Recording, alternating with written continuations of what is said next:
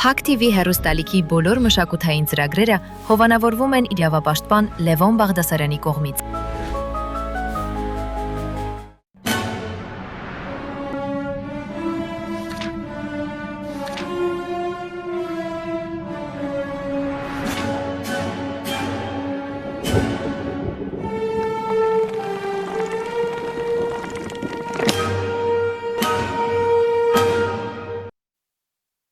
Բարև ձեզ բարեկամներ, ողջունում եմ Փակ TV բոլոր ունկնդիրներին, հեղինակային լինել թե չլինել ծրագրի հերթական թողարկումն է եթերում։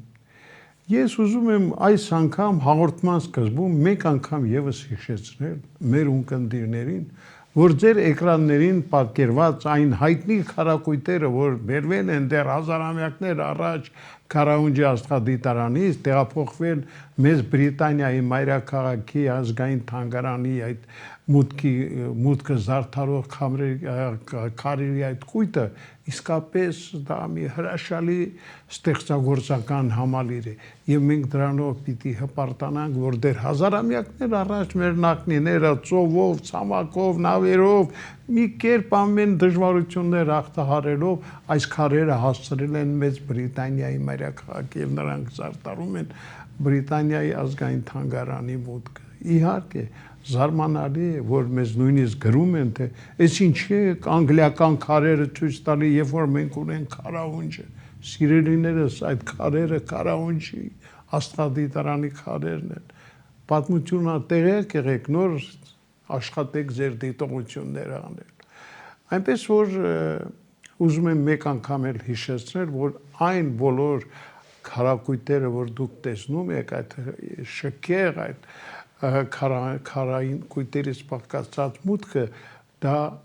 մեր ժողովրդի հերթական նվաճումներից մեկն է։ Եվ իհարկե մենք միշտ հպարտությամբ պիտի հիշենք, որ դեռ հազարամյակներ առաջ այն հաղթահարելով բոլոր տեսակի դժվարություններ հասցվեց Մեծ Բրիտանիայի մայրաքաղաքի ազգային թանգարան, եւ սա իհարկե չի կարող մեզ հպարտության զգացմունք չհաղորդել։ Դե ինչույց է մենք ժամանակն է, որ ներկայացնենք, թե ով է այսօրվա հյուրը։ Բնական է, որ հիմա հյուրին առնչվող կարճ տեսանյութն եք դիտում, որից հետո շարունակեմ ձեզ ներկայացնել այսօրվա հյուրին առնչվող մյուս հարցերը։ Խնդրեմ։ Ռազմական վերլուծաբան Հայկ Նահապետյանը ծնվել է 1961 թվականին Երևանում։ 1979-ից մինչև 1984 թվականներին սովորել է Երևանի Կարլ Մարքսի անվան Պոլիտեխնիկական ինստիտուտի Չաշվողական տեխնիկայի ֆակուլտետում սիստեմային ծրագրավորող մասնագիտությամբ։ 1984-ից մինչև 1988 թվականներին աշխատել է ալգորիթմ գիտա-արտադրական միավորում ավագ ինժեներ 1991-ից մինչև 1993 թվականներին։ Աշխատել է ուսուցիչների վերապատրաստման հանրապետական ուսումնամեթոդական կենտրոնում, որպես ավագ գիտաշխատող։ 1993-ից մինչև 2007 թվականներին աշխատել է Հայաստանի Հանրապետության Պաշտպանության նախարարությունում, Հայաստանի Հանրապետության կառավարության առընթեր արտակարգ իրավիճակների վարչությունում պահեստազորի գնդապետ է։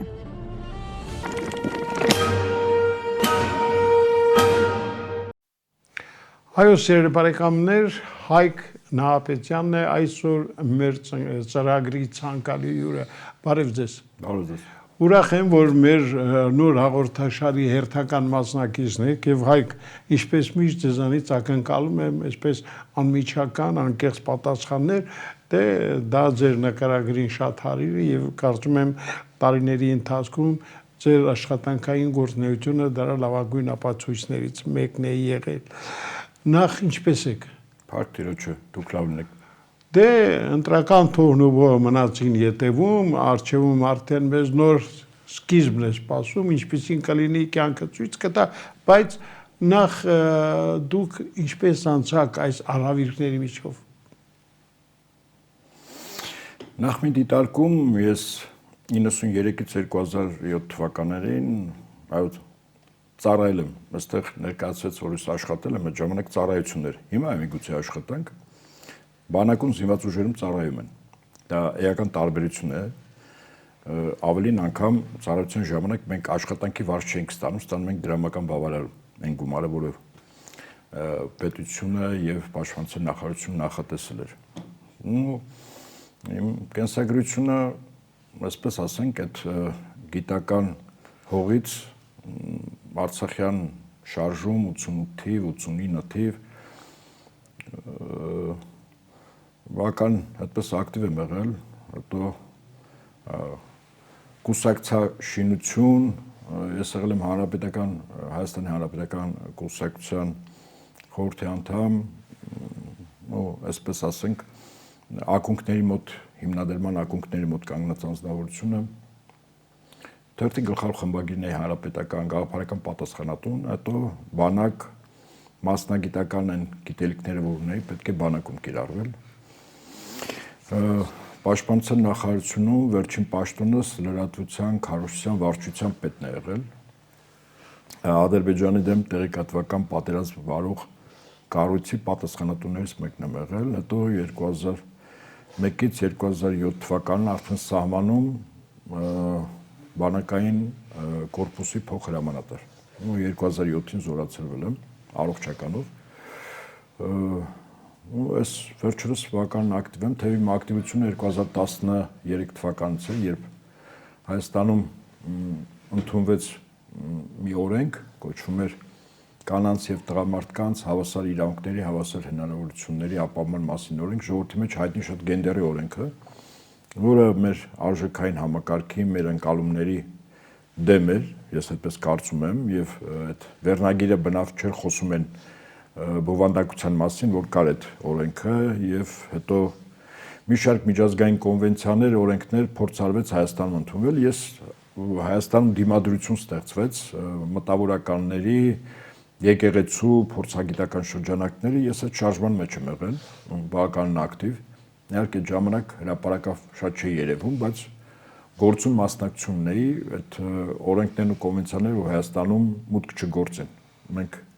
գիտեինք վստահաբար ինչ ավեր է գործել, ասենք եվրոպական երկրներում, քրիստոնյա եվրոպական երկրներում այդ օրենքների, կոնվենցիաների մուտք գործելուց հետո բավականին այդպես տխուր պատկեր էր։ Եվ ասենք եկեղեցու հետ կապված ոտնձգությունները դիմագրավելու, բացատրելու, կարելի ասել 2018-ից բավականին ակտիվ հրապարակային դաշտում եմ։ Իմ կեցվածք, իմ դիրքորոշումը նաև իմ ընկերների եւ վարվող քաղաքականության նկատմամբ մեր կեցվածքը, խոսքս իշխանությունների։ Ես մինչև 2018-ն էլ նորից եմ ասում, իշխանությունների կողմից վարվում էր մի քաղաքականություն, ըստ որի այդ օրենքներն ու կոնվենցիաները դիմադրում, բայց մենք դիմադրում էինք, իդեպ ասեմ ձեզ, այսինքն ես ընդդիմադիր ոչ թե եղել եմ իշխանություններին, ցանկացած իշխանությունների կոնկրետ կողմից այս կամ այն քայլին, որը ես գտել եմ, որ մեր արժեհամակարգի դեմ է, մեր ընկալումների դեմ է, եկեղեցուն դեմ է, ասենք կեցված դրսևորել եմ հանրային դաշտում, հիմա որոշակի լսարան ունեմ եւ այդ է պատճառը, որ ինձ նաեւ հրավիրել եք այստեղ զրուցել։ Գիտես, Հայկ, ես ասեմ, որ մենք այս զրույցի ընթացքում օգտվելու ենք տարբեր հեռուստաալիքներում կունեցած ելույթներից հատվածաբար ընտրելով այս կամ այն ելույթից թեզը եւ դա ամենևին պատահական չէ, որտեղ սրանց միջոցով էլ փորձել ենք մեր լայն հասարակությանը ներկայացնել Հայկ Նահապետյան մարդ անհատի այն առավել այսպես վառ ընդգծված երևի հատկությունները, այդպես ասեմ, թե չգիտեմ դիրքորոշումները։ Մի խոսքով մեկը մյուսին լրացնելով փորձելու ենք տալ մեր ավանդական հարցադրմանը լինել թե չլինելու հարցի պատասխանը յուրովի ստանալու այս ինչպես ասում են վերջնական արդյունքին։ Դուք ինձ երևի հասկացաք ինչի մասին է խոսքը, եւ ես ուզում եմ, որ ձեր բնավորությանը համաձայն միջև վերջ մեզ հետ լինեք այսօր էլ անկեղծ։ Ես սովորաբար, գիտեք, անկեղծությունը մեծ հատկանիշ է։ Եթե հարցեր կան, որոնց ես չի ցանկանա պատասխանել, ես չեմ կեղծի։ Այսինքն ոչ ճիշտ բանը չեմ ասի։ ուղղակի չեմ պատասխանի։ Հասկացա։ Իմ մոտեցումն է եւ կարծում եմ դա ճիշտ մոտեցում է նաեւ դիմացինի եւ մեզ լսողներին հարգելու տեսանկյունից։ Իսկ եթե պատասխանում եմ, ձգտում եմ առավելագույն տեղեկացված եւ փաստարկված խոսք ասել։ Հիմա տեսենք, մենք դիտում ենք մեր այսօրվա հաղորդման ընթացքում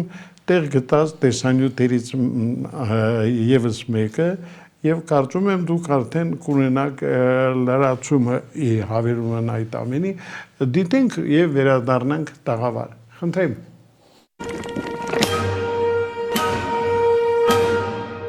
Հունվար 28-ը մեր բանակի կազմավորման օրն է, չէ՞։ 27-ին էլ մեծ հաշվով, ասենք,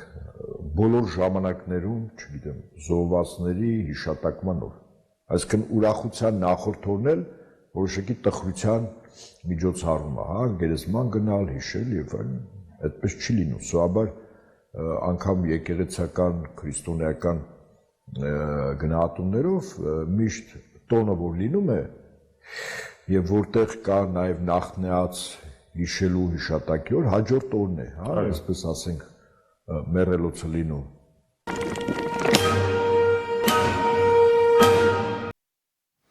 Դե, ինչպես ասում են, հարցը պարզ է։ Գիտեք, ես կեցվածք եմ դրսևորել եւ իսկապես մենք բավականին այդպես պատմության խորխորատներով անցած ժողովուրդ ենք եւ որոշակի արժեքային կապիտալ կուտակած ենք,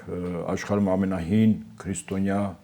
ժողովուրդներից մեկն ենք, ամենահին եկեղեցիներից մեկը հայկականն է,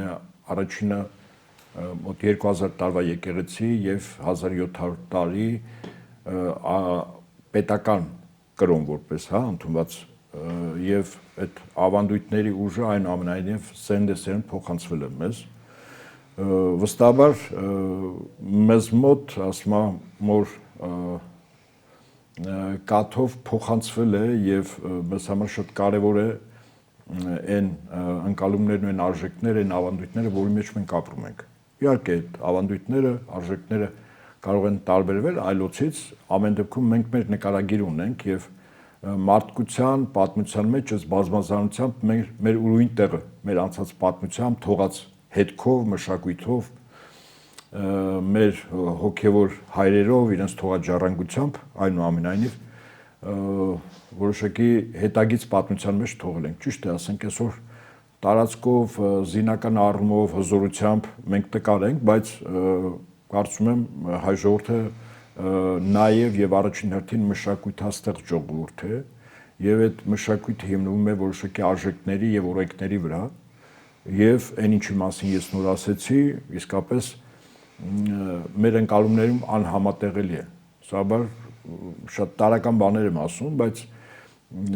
անգամ եկեղեցին, եկեղեցական տոներում, եթե կա հիշատակման մարդկանց կողմից կեցված դրսևորելու գործողություն, հիշատակել տակնյաց ծնողներին, մեր մեծերին եւ այլն, դա սովորաբար տոնից հետո է արվում։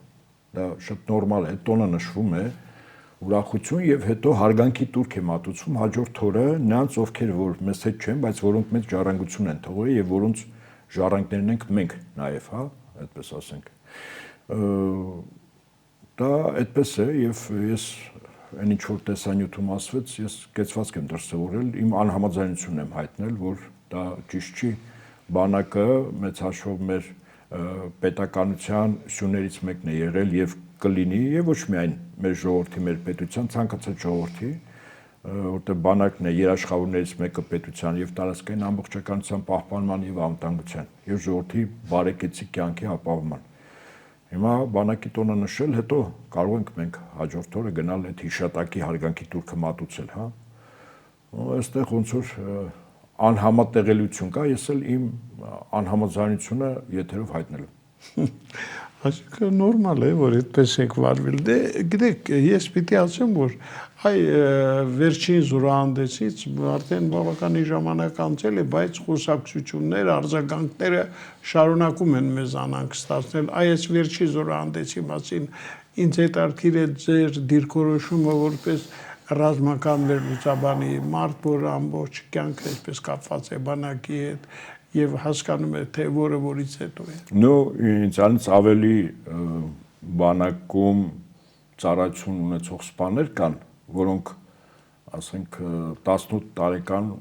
արդեն ընտրել են զինվորականի մասնագիտությունը, ես ավելի ուշ եմ մտել 32 տարեկան եմ եղել եւ կյանքը ստիպեց 1993-ին այդպես ստացվեց հանգամանքներ բերումով, բայց այնուամենայնիվ այո, բանակի ստեղծման, կազմավորման Արցախյան առաջին ազատամարտի ակունքներում ես կանգնած մարդ եմ եղել եւ այդ առումով որոշակի իրազեկված եմ եւ ներքին խոհանոցից։ Հիմա զորահանդեսների մասին։ Զորահանդեսները սովորաբար երկու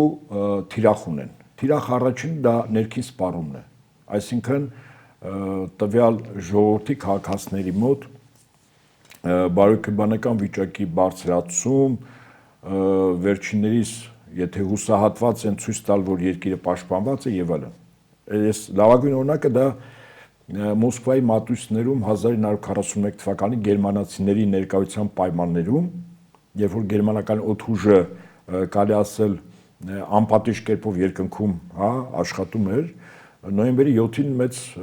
կարմիր հրապարակում մեր զորահանդես եղավ եւ այդտեղից այդ զորահանդեսով իշխանությունները ցույց տվեցին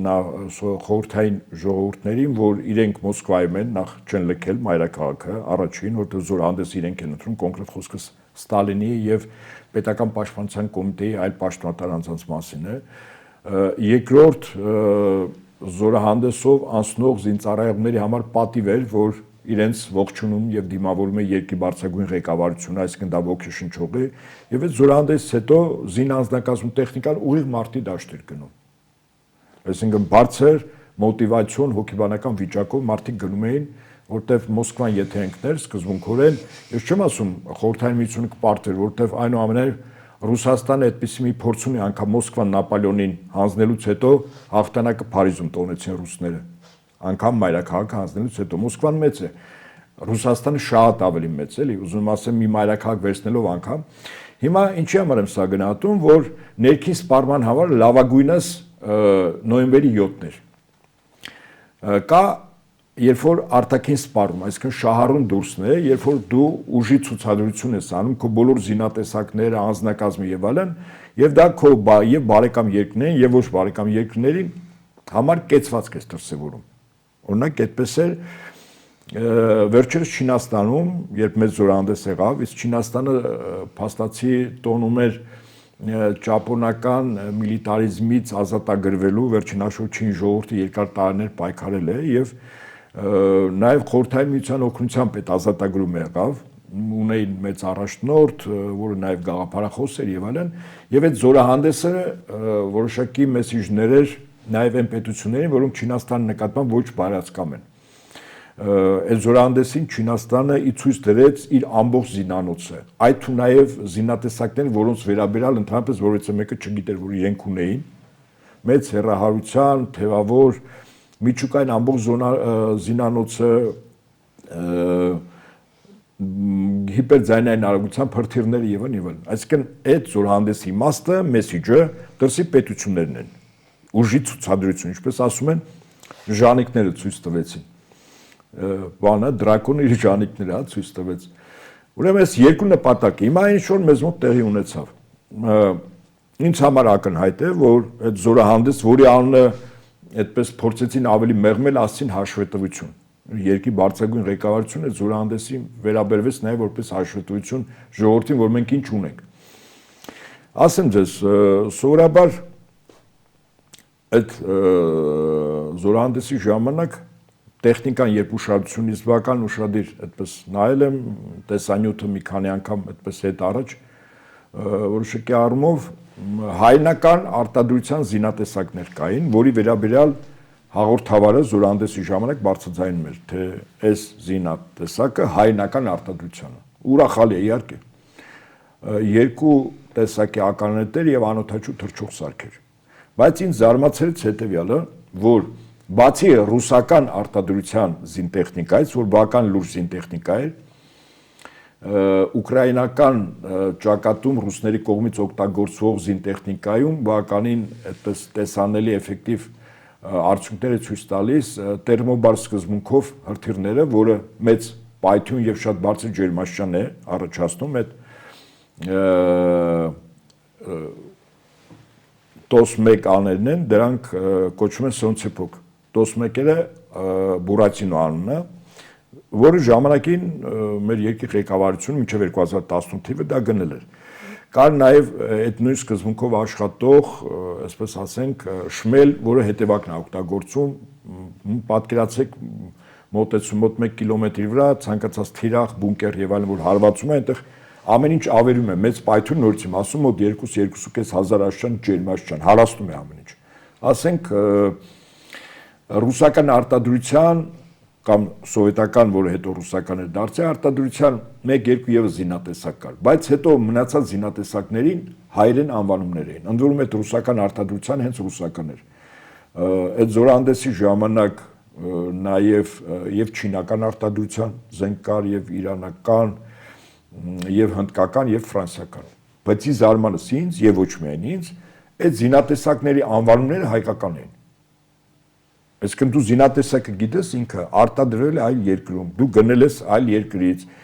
եւ այդ առումով փաստացի ուրախալի է, որ մենք տարբեր երկրների ռազմատեխնիկական համագործակցություն ենք իրականացնում, բայց որն է նպատակը, որ դու այլ երկրների արտադրության զինատեսակներին նաև դնում էր հայկական անվանումներ։ Ես ասեմ որն էր, որը լուրջ չի, այսպես ասենք, այսինքն լուրջ զորահանդեսում այլ երկրի զինտեխնիկայի դու քո անվանումն ես տալիս, հա։ Մեր հին աստվածներին պանթեոնից հանել էին դեպի Մայրուղի, էլ Արամազներ մի հր, բայց որոնք հայկական չէին այդ զինատեսակները, հա, որոնք եւ հոբ եւ ռադիոէլեկտրոնային պայքարի եւ հակաօդային պաշտպանության զինատեսակներ էին եւ մեքենաներ էին, որոնք անձնակազմ են տեղափոխում եւ այլն։ Ես կարծում եմ նպատակը մեկն էր։ Մարդկանց մոտ տեսնողների, լսողների, զորահանդեսի ներկա գտնվողների ստեղծել տպավորություն, որ այդ բոլորը հայկական անվանումներով հայկական արտադրության են։ Որտեղ մարդը չի խորանում եւ ուշադրություն պետք է չի որ դարձնի, որ հաղորդավարը դա այդ զինատեսակ անցնելու ժամանակ ասում է դա ուրեմն հայկական հայրենական արտադրության է, թե չէ։ Հայկական անվանումը արդեն կոմոդ ուրախություն է, չէ՞, առաջացնում, որ դες սա մենք դե օտարները հայկական անուններ չեն դնի։ Հո չինացիները, ասենք, հայկական անվանումներ կամ ֆրանսիացիները կամ Իրանը իհարկե չեն դնի։ Այսինքն այս արևոտ մանր խորամանկության նպատակը, որսի մեր երկրի քաղաքացիների մոտ առաջացնեին տպավորություն, որ վերջիններս իրենց լավ զգային, որ տեսեք Հայաստանը որքան զինատեսակներ է արտադրում։ Իմ կարծիքով տգեղ բան է, նման բան չի կարելի անել։ Մեկ երկրորդ մենք ունենք զինատեսակներ, որ այդ զորահանդեսին ուրեմն չեն մասնակցել։ Օրինակ հարձակողական տիպի զինատեսակ, ասենք տանկերը։ Տանկերը իրենք պաշտպանողական չեն, հա, այսպես ասենք։ Տանկերի բուն նպատակը հարձակումն է, ճեղքումն է, հա, շրջափակում առաջացնել հակառակորդի։ Մենք ունենք, ես նախկինում եղել այ, չեմ կարծում, որ զինատեսակները գոլոշացել են, նախորդ զորահանդեսներում մենք ունեցել ենք եւ Իսկանդեր տիպի հրթիռներ, եւ Սկադ տիպի, եւ Ուրագան, եւ Սմերջ, այս բոլորը բավական լուրջ զինատեսակներ են ռուսական արտադրության, որոնք բավական էֆեկտիվ մեծ հեռավորությունների վրա աշխատում են, որում Իսկանդեր տիպի հրթիռը ճիշտ է Ռուսաստանը հիմա Իսկանդերը մոդերնիզացած ունի ավելի հզոր, բայց փաստը մնում է փաստ, օրինակ այդ հրթիռը, որից երկի հակաօդային պաշտպանության միջոց չի կարող որսալ եւ խոցել, հա։ Հիմա ինչու է զինատեսակները չկային, ասենք ես ասի, հա, տանկեր, զրահտեխնիկաներ եւ հոբ միջոցներ։ Ինչու չկային։ Կարող եմ ենթադրել, հիմա իմ ենթադրությունը ինչքանով է ճշմարտությանը մոտ դժվար եմ ասել, բայց կարծում բավականին մոտ է, որպեսզի մեր հարևան պետության կոնկրետ Ադրբեջանի մասն է խոսքը, դա ղեկավարությունն իրենց ված չզգա, որ Հայաստանը, որի ղեկավարը հայտարարել է, որ մեր բանակը պաշտպանունակ բանակ է, այսինքն պաշտպանող բանակ է, մենք հարձակողական որևէ գործողություն չենք անում, այդ դեպքում ինչու է մեծ հեռահարության հրթիռների եւ զրահտեխնիկան պիտի զորահանդեսի մասնակցություն։ Բարձր եմ ասում, չէ՞։ Այսինքն ենթադրում եմ, թե ինչու չի եղել։ Ինձ համար, ասենք, դա այդքան էլ ընդունել չի։ Եթե դու ուժ ես ցույց տալիս, ցույց տու քո ամբողջ ուժը։ Եթե խնդիր չունես ուժ ցույց տալու, այդ շքերթի իմաստը ո՞րն է։ Հետո մի պահ էլ կա, օրվա ընտրության պահը հետաքրքիր էր։ Մայիս 28 դե առաջին հանրապետության հռչակման օրն է, Սարդարաբադի ճակատամարտի օրն է։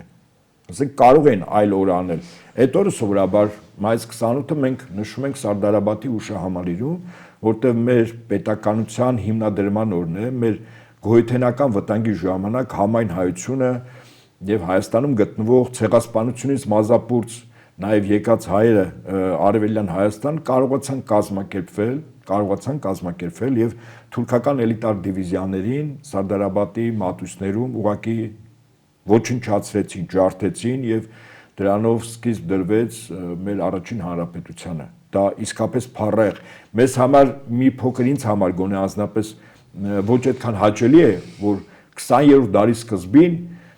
պատմության ակունքներում կանգնած մի մշակույթ քաղաքակրթություն ստեղծած ազգը 20-րդ դարի սկզբին գոյութենական կռիվ է տալիս, ինքը ֆիզիկապես լինելու է, թե չի լինելու, հա։ Թվում է մենք շատ հզոր լինենք, բայց կյանքը ցույց տվեց, որ 20-րդ դարի սկզբին մենք գոյութենական կռիվ ենք տալիս եւ այդ Սարդարաբադի ճակատամարտը իհարկե, որը մինչեւ ուղեկցվել էր Բաշաբարանի եւ Ղարաքիլիսայի զուգահեռ ճակատամարտներով, որը շատ էական կարևոր նշանակություն ուներ Սարդարաբադի ճակատամարտի հաջող հաղթական ավարտի համար, հիմա սովորաբար ճիշտ պետք է այդ օրը գնալ Սարդարաբադ։ Ես կարծում եմ նաեւ մեր եկեղեցի, որտեղ մենք խոնարհում ունենք եւ մեծ պարտականություն այդ ժամանակ Գևորգ 5-րդ կաթողիկոսին, որը իմ գնահատմամբ եւ ոչ միայն իմ Սարդարաբադի հերոսամարտի իրական ոգեշնչողն է եղել, որտեղ հայնական իշխանությունները մայիս 20-21-ին գնացել են Գևորգ 5-րդ կաթողիկոսի մոտ, հորդորելով, որ վերջինս հոգեվորականներով եկեղեցու գանձերով սկզբից բյուրական, հետո ասենք Սևանի այն կղզին, որտեղ կարող է թշնամին թուրքերը մտնեին Էջմիածին։ Իր հաստատակամ կեցվածքը, որ ինքը դուրս չի գալու եւ զենքը ձեռքին կռվելու է այս սրբարաններում, դա եղավ փաստացի անուղակի պարտադրանք Հայաստանի այդ ժամանակվա իշխանություններին, իսկ Գևորգ 5-րդ կաթողիկոսի մոտ գնացել էր Արամ Մանուկյանը, հիմք եղավ, որ Հայաստանի իշխանությունները կազմակերպեն դիմադրություն են Սարդարաբադի մոտ, որպեսզի կասեցնելով թշնամուն թույլ չտան, որ Էջմիածին մտնի, դա շատ կարևոր է։ Եվ ամսի 28-ին իր խոնարհումի շնորհակալություն նաև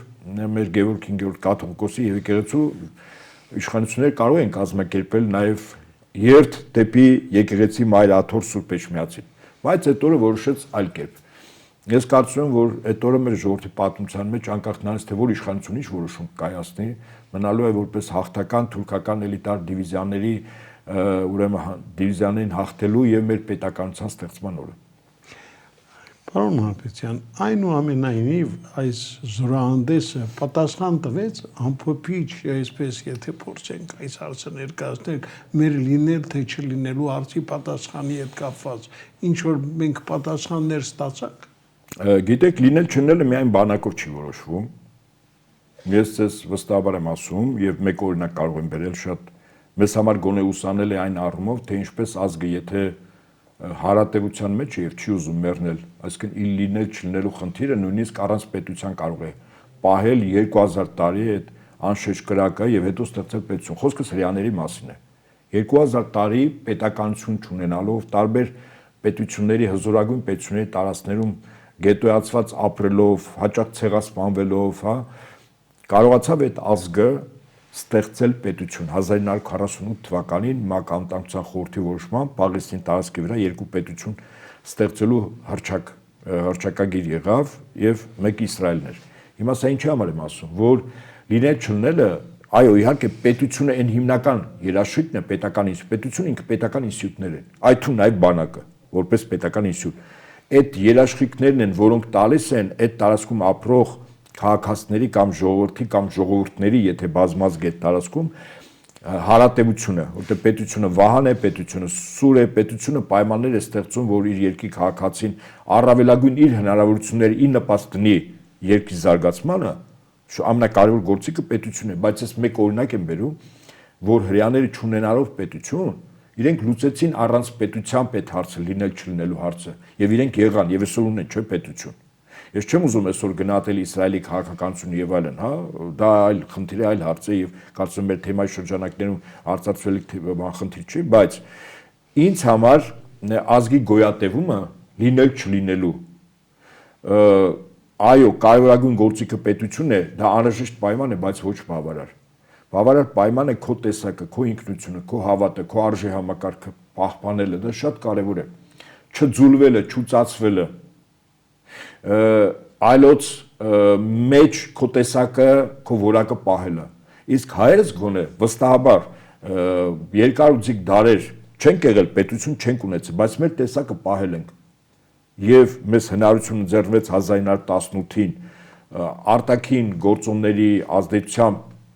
ստեղծել պետություն կամ չստեղծել, մենք ստեղծեցինք, չէ, պետություն, բայց մինչ այդ մենք մի քանի 100 տարի պետություն չենք ունեցել։ Մեր հայրենիքում ենք ապրել, այլ հարևան պետությունների տարածքներում ենք ապրել, բայց լինել չլինելու հարցը կարողացել ենք լուծել մեր տեսակի մնալով։ Իսկ դրա թիվ 1 պահապան ինստիտուտը տեսակի լինել չլինելու երաշխիքը, դա պետական ինստիտուտ չի, պետական ինստիտուտը հետո է, դա ազգային ինստիտուտն է, որը մենք ունենք, դա եկեղեցին է։ Ազգային ինստիտուտն է երաշխիքը, որ քո տեսակը նույնիսկ պետության եւ պետականության բացակայության պայմաններում կարողացել է պահպանել, փոխանցել եւ 1918-ին տիրոջ նախախնամությամբ մենք ունեցանք պետություն, չէ։ Եթե ժողովուրդը մի քանի 100 տարի մեր ժողովուրդը չուներ պետականություն, բայց լինել չնելու խնդիրը մենք դրել էինք եւ պահպանել ենք։ Ես առավել համոզված ասեմ, ունենք եկեղեցի, ունենք պետություն։ Մեզ համար ամենակարևոր գործիքներն են։ Ամենակարևոր մեր լինելությունը, շարունակականությունը ապահովելու այս երկու գործիք, այս երկու սյունը պետք է լինի։ Պետական ինստիտուտները եւ ազգային ինստիտուտ մեր եկեղեցին Մայրաթոր Սուրբ Էջմիածին։ Ես հիմա առաջարկում եմ դիտել եւս մի արխիվային տեսանյութ, որից հետո հաջորդ հարցս ուղղեմ ձեզ։ Խնդրեմ։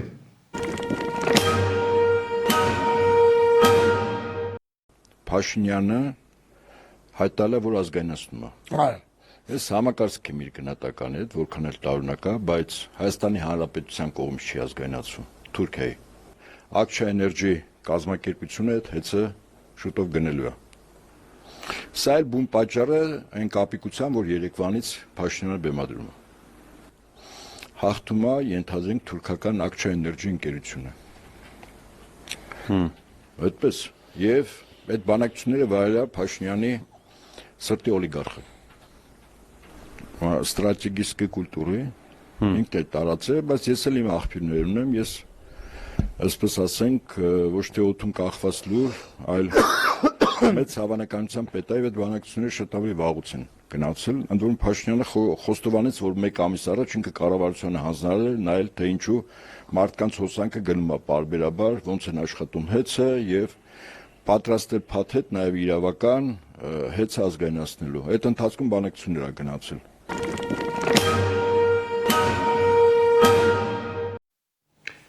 Պարոն Աբեջյան, դե հեծի ազգայնացման հետ կապված շատ տարբեր կարծիքներ հնչեցին այս օրերի ընթացքում, ըստ ձեզ դրանցից որն էր ամենաօպտիմալը։ Ես կարծում եմ, որ պետության ռազմավարական նշանակություն ունեցող բոլոր ոլորտները պետական, որը պետության կենսունակությունը ապահովողն է, պետք է լինի պետական։ Ինչու՞։ Երբ որ դա մասնավոր է,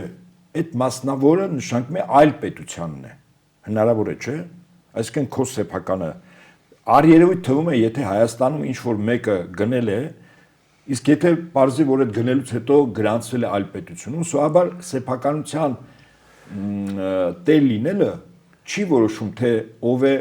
ֆիզիկապես անձը։ Որոշում է, թե որ պետության տարածքում է գրանցված քո սեփականությունը։ Գրանցման վայրն է ցույց տալիս այդ տնտեսվարող սուբյեկտի իրական տեր լինելը։ Օրինակ, եթե ցանկացած, օրինակ Հայաստանում կան շատ հանքեր, այդ թվում ոսկու, ուրանի եւ այլն։ Եթե այդ ոչ թե հանք հարսնաբերության ընկերությունները, այլ ումը որ պատկանում է շահագործման իրավունքը, որտեղ մեր ընդերքը բոլորը Հայաստանի Հանրապետությունն է պետական, դա շատ ճիշտ է։ Բայց շահագործման իրավունքը եթե տրված է մի տնտեսվարող սուբյեկտի, որը գրանցված է այլ պետության տարածքում, ապա վստահաբար ասում եմ, որ այդ հանքը պատկանում է այն պետությանը, որի քաղաքացին, որի տնտեսվարող սուբյեկտը իրավունք ունի շահագործել մեր հանքը։ Դա Հայաստանի Հանրապետության հանքը չի այլևս։ Հիմա ես ինչի համար եմ ասում, որ այո, հեծը եւ ոչ միայն հեծը։ Օրինակ, ատոմակայանը պետական է, չէ՞։ Բայց երկրներ կան, որտեղ ասենք այդ կարգի էներգիա արտադրող աղբյուրները նաև պետական չեն, մասնավոր են եւ հետո պարզվում որ այդ մասնավորը մեկ այլ պետության քաղաքացի է եւ այնտեղ էլ գրանցված։ Ֆիզիկապես ատոմականը կարող է լինել քո երկրում, բայց իրական տերը քո երկրի պետական ինստիտուտները չեն։ Հիմա ես այստեղ գնահատում եմ եւ սա ընդ որում բավականին իմ առաջին խոսքն էր, այդ ժամանակ հեծի մասին դեռ որից մեկը չէր խոսում։ Ես որոշակի աղբյուրներ ունեի եւ նաեւ ռուսական աղբյուրներով ես այդտեղ անվանումը ասում եմ ֆոնդ ստրատեգիչկի կուլտուրի, առաջին այդ աղբյուրը բաց թողեց, հետո ես հետաքրքրվեցի եւ բարձեց հետ կապված որ կառավարությունը որոշակի աշխատանքներ կատարում է եւ թուրքական ընկերության հետ կապված որպեսզի վերջինս դառնա հեծի սեփականատերը։ Հիմա գիտեք խնդիրը որն է։ Այս բան երկիր մոլորակը գտնվում է տուրբուլենտ վիճակում, այսինքն նոր աշխարհակարգ է ստեղծում։ Հինը գլոբալիստների աշխարհակարգը, որը մոտ 600 տարի եղել է, համաշխարհային կառավարություն, համաշխարհային տիրապետություն, վերպետական տրանսազգային կորպորացիաների միջոցով, այնպիսին ինչպիսիք են, օրինակ, ֆեդերալ ռեզերվային համակարգը, որը դոլարի էմիսիա անելու միակ իրավունք ունի։ Իսկ դոլարի տերը ԱՄՆ պետությունը չի, մասնավոր բանկերի միությունն է 1913 թվականին տրված 12 բանկերներ, որոնց մեծ մասը հրեաներ էին, 1913 թվականին, հա, մասնավորներ են։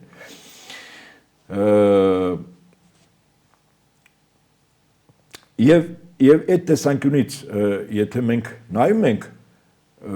համաշխարհային տիրապետությունը գլոբալիստների կողմից որպես այդպեսին չկայացավ։ Օրինակ, այդ ինստիտուտներից մեկը ՆԱՏՕ-ն է, իդեպ։ ՆԱՏՕ-ն ինքը վերպետական կառույց է, չէ՞։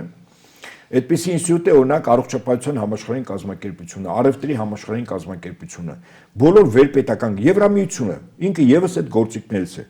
Արձանագրենք հետեւյալ իրողությունը. գլոբալիստները 600 տարվա համաշխարհային տիրապետություն կամ համաշխարհային կառավարություն եւ մեկ փրկիչ, որը պետք է համաշխարհային կառավարիչը լիներ։ Իրենք մտածում են, որ հեսա դա լինելու է։ Փաստացի չեղավ եւ համաշխարհային տիրապետության ձգտող մեկ սուբյեկտ ի հայտ եկավ, որը ամենայն հավանականությամբ ինքը դա իրավունք ուներ այն առումով, որ հզոր էր, խոսքս Միացյալ Նահանգների մասն է, որը աշխարհում առ այս պահ միակ գերտերությունն է, տնտեսական եւ ռազմական առումով, միակ գերտերությունը, եւ ԱՄՆ-ի ներկայիս վարչակազմը հայտ է ներկայացել, որպեսզի վերջինս դառնա համաշխարհային հեգեմոն։ Բայց այդ ցանկությանը եւ այդ գործողություններին կա հակազդեցություն։ Հակազդեցությունը մի շարք պետություններ որոշել են, որ երկիր մոլորակը պետք է լինի բազմաբևեռ, ոչ թե մեկ բևեռ ԱՄՆ, այլ բազմաբևեռ, որտեղ ԱՄՆ-ը բևեռներից մեկը պետք է լինի, որպես հզորագույն տերություն։ Հիմա բազմաբևեռ աշխարհը իր մեջ երկու ուրեմն ավանգարդում գտնող պետություն կա։ Խոսքս Ռուսաստանի եւ Չինաստանի մասին է, որոնք այլոց հետ կարողացան ստեղծել օրինակ կազմակերպություն BRICS է կոչվում, որին միացան Հնդկաստանը, որ միացավ Բրազիլիան, հա, այս վերջերս BRICS-ը 5 պետությունով ստեղծվեց, բայց հիմա 12 պետություն, հիմնադիր անդամներ 12-ն են։ Հիմա սա ինչի համար եմ ասում, որ փաստացի աշխարհի ներկայիս վերաբաժանում է գնում, պետությունների տարածքներ են կորցնում, հա, մյուսների տարածքներ են վերցնում, տնտեսություններ են կորցնում, վերջերս Իրանի դեմ Իսրայելը եւ ԱՄՆ պատերազմ սանձազերծեցին, որ առ այսօր դեռևս չի ավարտվել, ճիշտ է, բանակցություններ են գնում, մերթ այդ ռազմական գործողությունները նաեւ վերսկսում են։ Հիմա եթե այս ամեն ինչը գնահատելով աշխարհի որոշ պետություններ, հզոր պետություններ նայում են, որ հարավային Կովկաս տարածաշրջանը որպես կարևորագույն եւ էներգակիրների եւ աշխարհագրական վայրի եւ թուրքական աշխարհի, հա, եւ Իրանի այդ հարևանությամբ շատ կարևոր նշանակություն ունի։ Եվ ըստ այդմ այդ կարևոր նշանակություն ունեցող տարածքը, որի մեջ ասենք հարավային Կովկաս, Հայաստան, Վրաստանն, Ադրբեջանը, պետություններ ցանկանում են իրենց ազդեցություն ունենալ։ Այդ թվում անթակույց կերպով նման հավակնություն ունի մեր հարևան Թուրքիան։ Ընդ որում իր հավակնությունները առանց սեթևեթանքի ռազմական ուժի կիրառմամբ վերջերս արդյունավետ կերպով օգտագործվեց Սիրիայում իշխանապողություն անելու այդ ահաբեկչական խմբավորումները Թուրքիային պատրաստված խմբավորումներ են, Թուրքիայի հատուկ ծառայությունների բանակի կողմից։ Թուրքիան ներկայացված է Լիբիայում, Կադաֆի սպանությունից հետո Լիբիան հիմա բավականին հարուստ ընդերքով, նավթով, ջրային ռեսուրսներով, այդ անապատը որ կա, այդ անապատի տարածքի չափով մի խմելու ջրի օվկիանոս ունի, հսկայական հարստություն է։ Թուրքիան այդտեղի ներկայացված, Թուրքիան Իրաքում է ներկայացված, Թուրքիան 44-օրյա պատերազմին մեր դեմ Ադրբեջանի հետ միասին վարեց պատերազմ։ Ընդ որում վերջերս Ալիևը երբ հրապարակավ ինքը իրեն գովում էր, որ պատերազմում հաղթել է, Էրդողանը Թուրքիայի նախագահ սաստեց Ալիևին, ասելով, որ այդ պատերազմի հաղթանակի արդյունաբաժինը Թուրքիային է եւ ճիշտ ասեց այդ առումով։ Հիմա Թուրքիան այդպես ներկայացված է եւ Թուրքիան հավակնում է Հարավային Կովկասում եւ Միջին Ասիական հանրապետություններում դոմինանտ դառնալ։ Ավելին Թուրքիան ստեղծել է մի կառույց Բրիտանիայի հետ միասին, որը կոչվում է Թուրքական պետությունների կազմակերպություն։ Հիմա Հայաստանի վրա ազդեցությունը պետք է ունենա նաեւ տնտեսական առումով։ Օրինակ պատկերացրեք Հայաստանը եթե տնտեսապես ինտեգրվում է Թուրքիային։ Թուրքիայի տնտեսության, այսինքն մենք դառնում ենք Թուրքիայի տնտեսության մի բաղադրիչ։ Բնականաբար էներգետիկ համակարգը եւս չէ պետք է ինտեգրվի, եթե Թուրքիան ամբողջությամբ Հայաստանը փորձում է կլանել իր ազդեցության տարածք, ապա էներգետիկ համակարգը եւս դա վերաբերում է եւ ատոմականին, վերաբերում է եւ հեցին, վերաբերում է եւ ճանապարհներին, այդ Տրամպի ուղի կոչվածը, որը որ թուրքական աշխարհը սեպի նման Հայաստանը խրված, այդ սեպը հանում են, որտեղ Ադրբեջանը Նախիջևանին, իսկ Նախիջևանը Թուրքիային կապող խոչընդոտը ճանապարհային աշխարհագրական Հայաստանն է եւ Սյունիքը։ Ուզում ասել, որ այս ամեն ինչին եթե սթափ նայենք, ոչ թե բողոքելով, կեցված դրսևորելով, հայերով, դա որևէ գործին օգուտ չի տա։ Մենք սթափ պետք է գնահատենք։ Արդյոք մեզ պետք է, որ մենք ինտեգրվենք թուրքական աշխարհին։ Մեզ պետք է Հայաստանին այսօր վաղը մյուս օրը պետք է, որտեղ դու ինտեգրվում ես թուրքական աշխարհին, հետո ինտեգրվելուց հետո շատ դժվար է դուրս գալ, որտեղ թուրքական աշխարհը իդեմս Թուրքիայի եւ Ադրբեջանի ամեն ինչ անելու են, որպեսզի քեզ կապեն, բոլոր ոլորտները իրենց կապեն։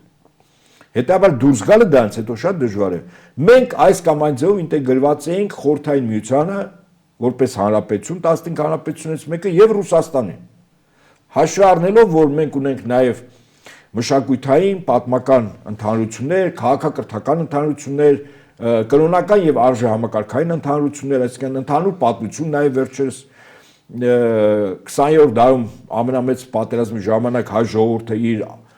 անուրանալի դերն է ունեցել հայնական պատերազմում Խորհրդային Միության հաղթանակի հետ կապված, մենք շատ զորականներ ենք տվել, 600,000 հայ մասնակցել է այդ մեծ պատերազմին։ Հիմա մեզ փաստորեն փորձ է արվում այսօր գործնականում եւ խիստ առարկապես, որպեսզի Հայաստանը բոլոր առումներով եւ տնտեսական, եւ քաղաքակրթական, եւ անվտանգային Ռուսաստանի օրբիտայից դուրս դրվի։ Այս խիստ առարկական է։ Եվ այդ դուրս դնողը գետնի վրա Թուրքիան է իր գործիք Ադրբեջանով։ Այստեղ կան նաեւ այլ շահառուներ։ Խոսքս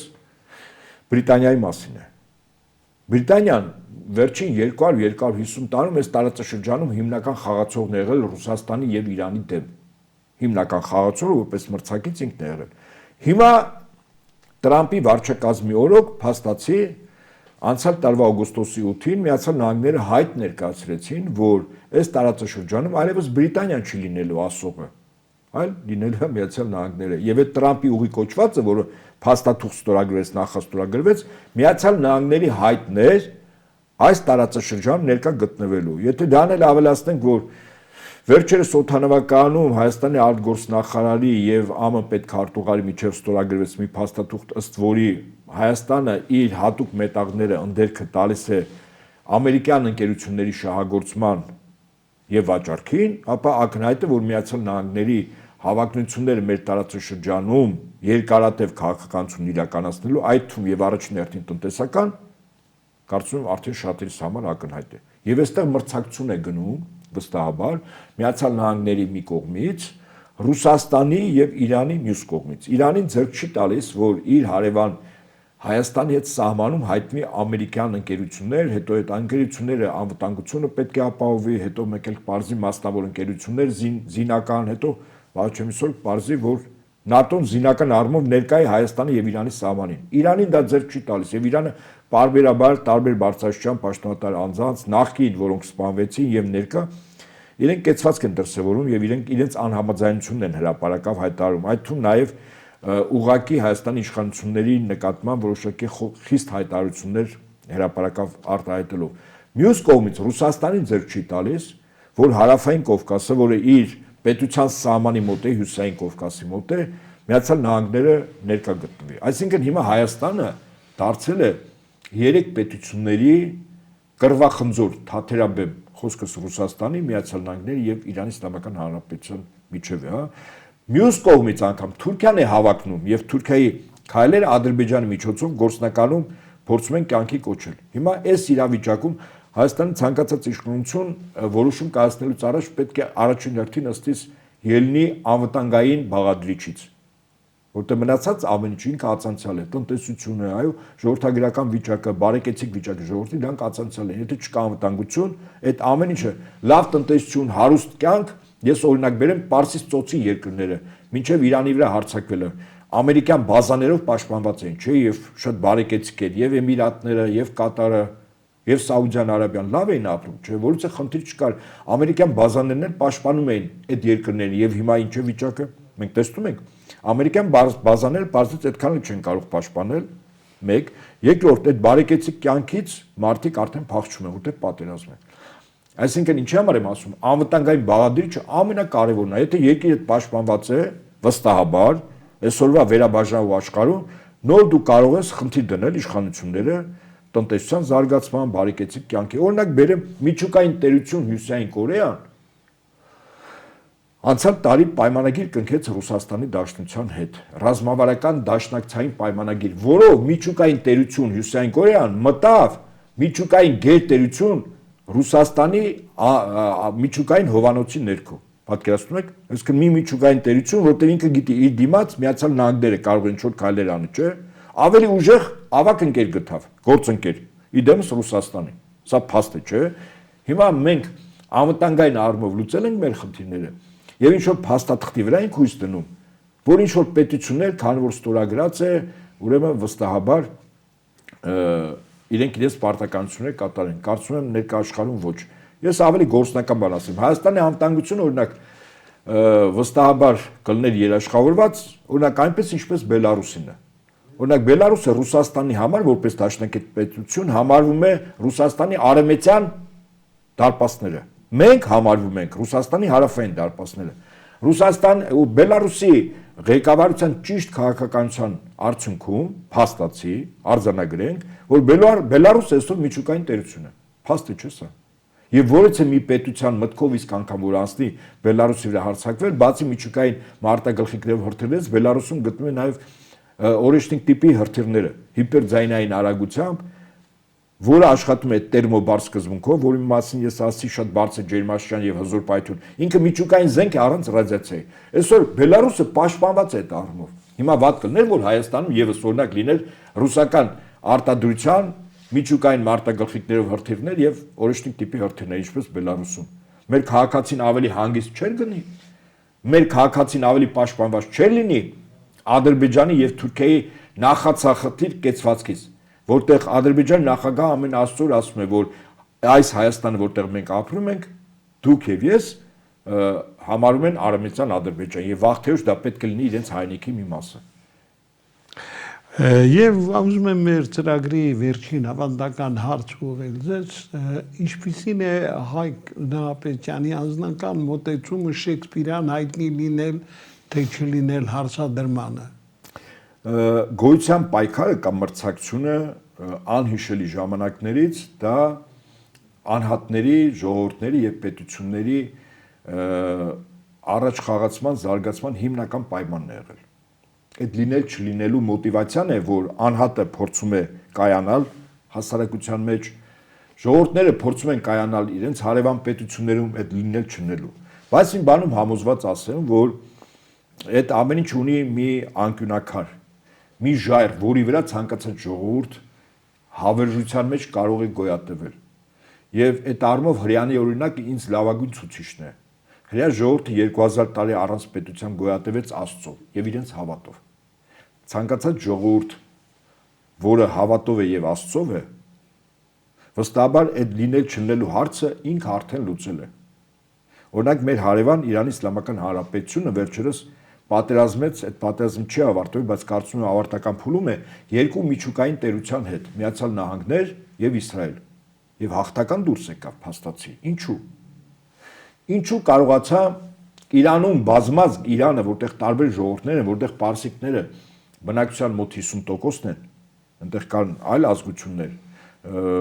ասենք ազերիներն են երկրորդ բնակչությունը, փուշտունները, բելուժները,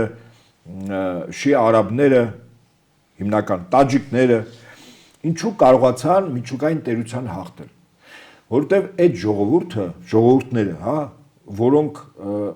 իրենց կյանքը եւ կենսագործունեությունը հենվում էր, խարսխվում էր հավատի վրա, Աստծո վրա, իրենք մեռնելուց չէին վախում։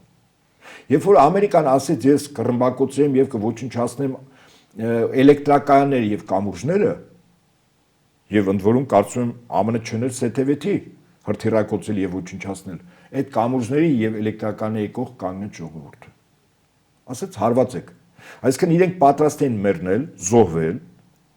բայց դրանից հետո աշխարհում հակաամերիկյան տրամադրությունները կհասնեին աստղերին, որտեղ անզեն ժողովրդի վրա դու հրթիռ ես կիրառում, հա? Այսինքն ԱՄՆ-ի վարկանիշ այնքան կարող էր ընկնել, որ հետո ԱՄՆ կարող է ներքին հակասությունների հետևանքով մասնատվել այդ պետությունը։ Այսինքն ժողովուրդը, երբ որ մահանալուց, մեռնելուց չի վախում եւ պատրաստ է իր կյանքի գնով իր հայրենիքը պաշտպանել, ինքը արդեն լինել չլինելու խնդիրը արդեն լուծել է եւ որով ապահովում է իր պետության եւ իր ժողովրդի կամ ժողովուրդների հարատեվությունը։ Ամենամեծ խարիսխը եւ այն ժառը, որի վրա ցանկացած ժողովուրդ կարող է ապավեն վստահաբար լինել եւ հենվել, դա հավատն է եւ նվիրումն է առ Աստված եւ առ հայրենիք։ Եվ շնորհակալ եմ, սիրելի բարեկամներ, ահա այսպեսին էր այսօր Հայկ Նահապետյանը մեր հեղինակային լինել, թե չլինել ծրագրում մեր շատ սիրված ռազմական վերլուծաբանը, ես կարծում եմ առաջիկայում նոր հանդիպումների առիթ կլինի, մաղթենք, որ ամեն ինչ բարեհաջող ավարտ ունենա։ Բարի։